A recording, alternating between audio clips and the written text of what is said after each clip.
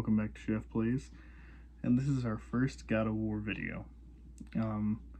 This was gonna be Blair Witch episode 1, but the connection's super terrible and it won't let me record the video. But anyway, let's get into it. So, with the God of War series, like I said in the video, I wanted to record them for the channel.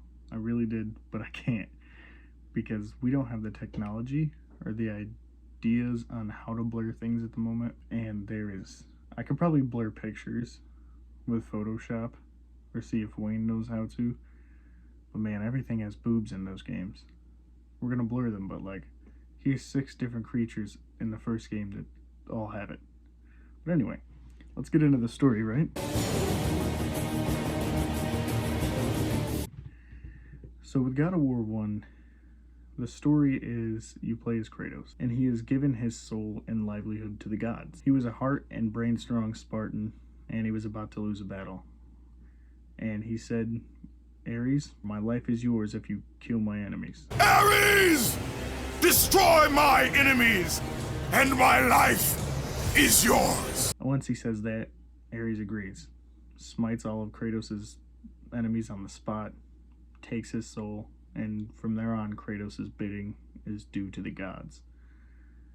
And the things he did to achieve it were also terrible. He took innocent lives, he threatened gods, threatened titans, all due to having to do what Ares tells him to. And it's hit 10 years after that event is when the game takes place. And he's kind of decided he's done. He doesn't want to do it anymore. So his main goal is to kill Ares and put an end to the curse. He's given the task to find Pandora's box because that's what will give him the power to do so.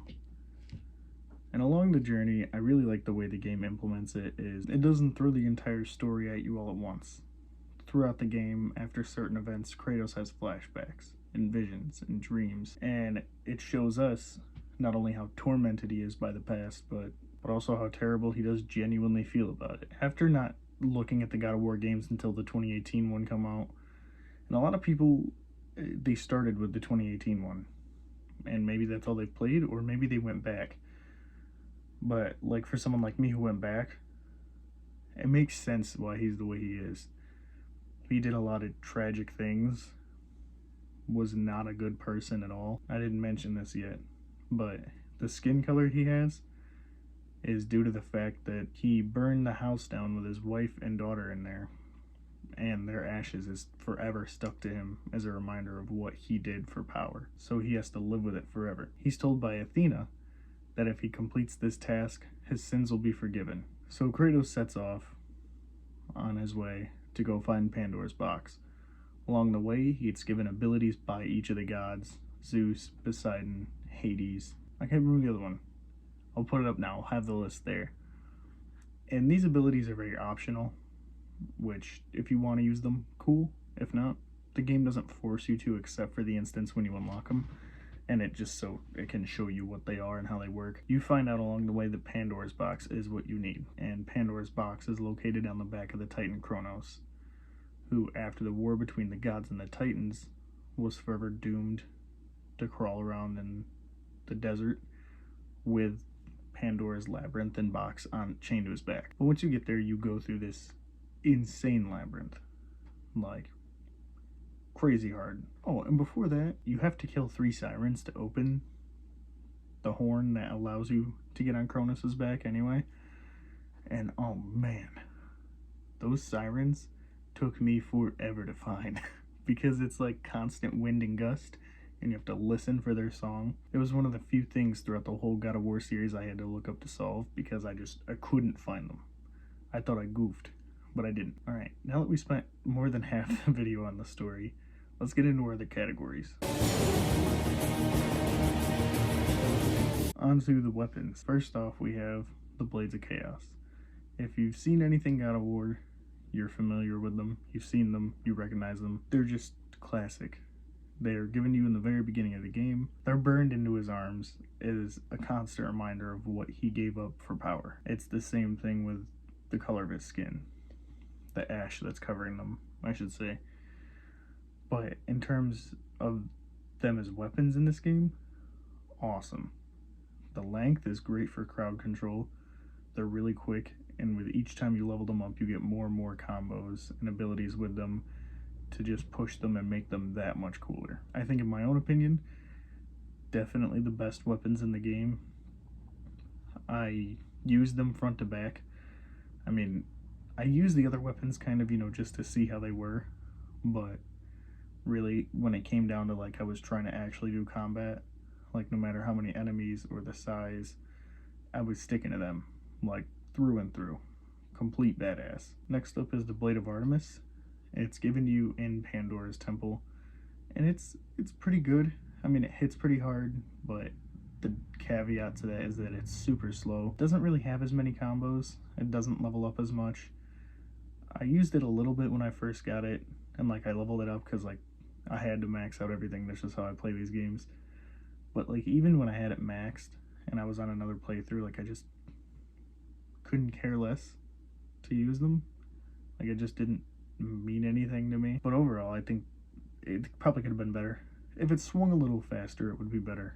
But like again, I can see why it doesn't, because the size, it would definitely be way too overpowered. Next up is the Blade of the Gods. There's really not much to say about it, because you only use it in the end of the game when you're fighting Ares. Other than that, it's not really in your arsenal that I can remember. So like, it's okay. I mean, you kill a god with it, so it has to be somewhat powerful, So yeah, I mean, that's really all there is to say about that weapon. Finally, for normal weapons, is the Blades of Athena. These, although cool, are, in my opinion, ultimately useless, because you unlock them after you beat the whole game, and then you only have them for, like, the challenge mode, and I think you can go back through the game again, in, like, a New Game Plus type mode, but there was nothing to do with them. Like, there was no point in them, really, in my opinion, at least. So as cool as they are, they're just a reskinned Blades of Chaos. So I guess for what it's worth, they're okay. Maybe if you got them halfway through the game or something, I would like them a little more, but they're really just kind of useless. Now on to magic. I'm not going to talk too much about the magic. I didn't really use it. I mean, I experimented with all of them, like, of course, and, like, even maxed out, like, I experimented with them. But it's just, again, not really my go-to. But they were kind of cool, so I'll talk about them. First up was Poseidon's Rage, where you, like, hover and spin in a circle and create this, like, arc around you that electrocutes everything in its path. It's really good for combos, which get you red orbs, which I should have mentioned earlier. Go towards leveling up stuff. I mean, it's got pretty good damage, but it's more of a stun than anything. I thought a lot of the magic was really more of a stun weapon than like an actual advantage. The next is Medusa's Gaze. That one was pretty cool. Again, didn't really use it, but it's exactly what it sounds like. You would use the head of Medusa to freeze your enemies to stone and shatter them when hit. Really not too much to say about it, because everyone knows who Medusa is, and everyone knows what her gift or power was, depending on what you're reading and what you're looking at. It's a cool thing to be able to wield in a game, and like you're literally holding her head when you do it. Damage-wise, I don't think it's the best. Next is Zeus's Fury. Again, more or less a stun thing. For archers it works, but archers have super low health. It was okay. I really only used it when you had to for puzzles. But it's same as Medusa, it's pretty much what it sounds like, where you can summon and throw little lightning bolts at your enemies. I don't think it did that much damage, so it was kind of like a stun thing, like a momentary stun if the enemy was normal sized. If it was bigger, it might like for a second, but like not too much. Army of Hades was a little cooler. You would just straight up summon a couple souls from the underworld to help you beat some ass for a couple seconds. It was a solid ability and all it was, but it drained magic. Like, absolutely drained magic. An unforgiving amount compared to the other powers. I think if I'm right, it like max magic, it drains your magic like half a bar. So it was wild. It's OP, but that's really all it's special for. Next up, we'll cover some of the enemies.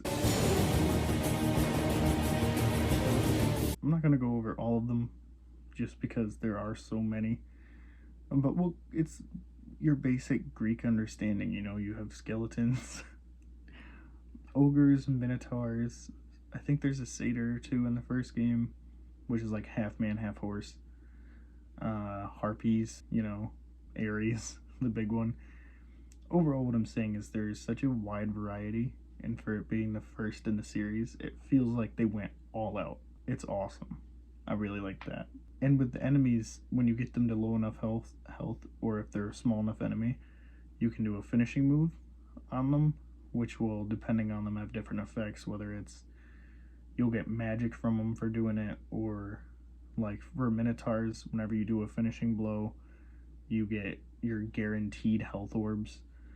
I didn't really like to do it because I could never remember which ones gave you magic health or extra red orbs, and I didn't want to lose out on any red orbs I could have gotten. So I just cheesed it and only used it on harpies, because it was like immediately you jump up and grab them and you just rips their wings off. Big boss fights and stuff, it makes you do it. They are pretty brutal though. So as far as enemies go, I think the variety and the difficulty was definitely set specific, it felt, depending on the enemy. But like, I think they nailed it. I really don't think they could have pulled enemies off better for the first title in the series. I know there was some stuff they wanted in the game but didn't get, but I don't think that sullies it any. I think they nailed the enemy portion of the game, like, on the head. And finally, we have the gameplay to talk about, which we won't go super into because the video is already pretty long. And then we'll do the tier list and we'll call it good. So gameplay I thought was smooth. I didn't experience any lag, any glitches. I'm sure there is glitches, but I also played the PS3 HD version. I didn't play the PS1 version. It felt smooth. Like I said, with the way it told its story, never felt forced or rushed or pushed in your face. It felt necessary when it did, so that it wasn't like, hey, this man killed his wife and kids, he sold his soul, he's gonna kill the guy, he's gotta do this, he's gotta obey the gods, all in one go. It was separated and set up in such a way where it was easy to follow and understand. I never had any issues with it. Fighting mechanics, incredible. Wouldn't change a thing. What I'm going to include in the gameplay category is replayability. I'm actually on my second run through right now of it because it stuck with me. It's really good. I think it rivals God of War 2018. And that being said, let's go over the 5 scores real quick. Story, 9 out of 10. I'm going to go back on that. I'm going to give it a 10. I thought I had complaints with the story, at least one, but I can't think of any. So yeah, the story, it's a 10. Weapons, I'm going to give it a 7. I know it's the first game, but the only real weapon that you need is the Blades of Chaos. Like I said, Blades of Athena, useless. You don't get them until you beat the game. Blade of Artemis, heavy hitter, but it's kind of slow. And the Blade of the Gods, use it for 5 minutes. Not complaining, just that's why that's rated the way it is. Magic,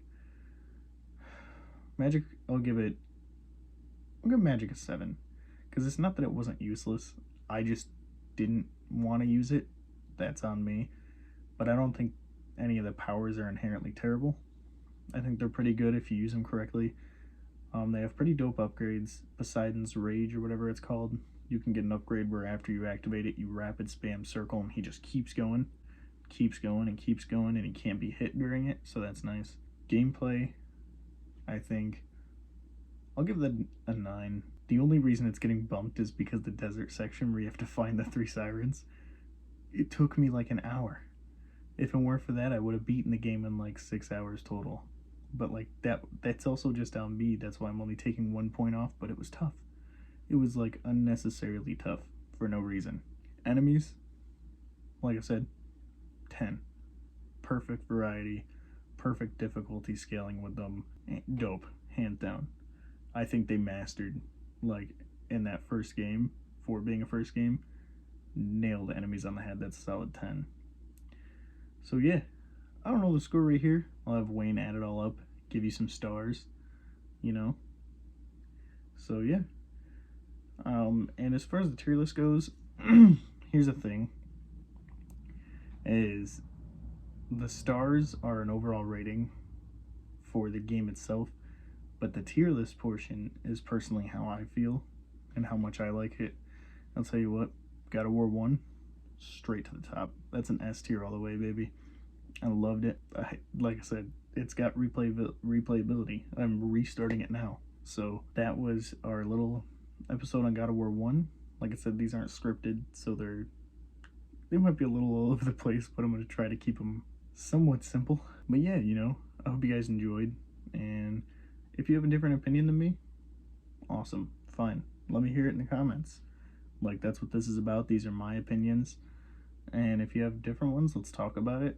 Maybe you'll see what I'm saying, and maybe I'll see what you're saying, or maybe we both just agree to disagree, you know. But yeah, I hope you're having a good day. If you're watching early on, have a good rest of your day, and I will see you in the next one, which is SheffPlays. It should be SheffPlays, depending on how the recording thing is going. But yeah, see you.